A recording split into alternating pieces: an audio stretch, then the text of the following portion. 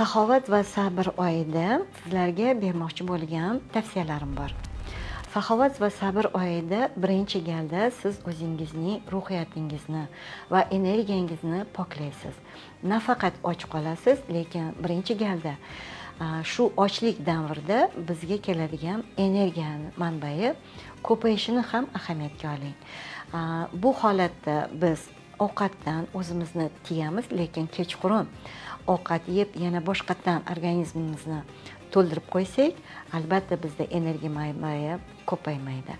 Ikkinchidan, ruhiyatimizni, ya'ni o'zimizning hissiyotlarimizni poklash, birovlar haqida qattiq gapirmaslik, birovlarni muhokama qilmaslik va birovga nisbatan dili og'riydigan so'zlarni, hattoki xayollarni miyamizdan o'tkazmasligimiz, bu bizning ongli ravishda bu oyga kirishimiz bilan bog'liq bo'ladi.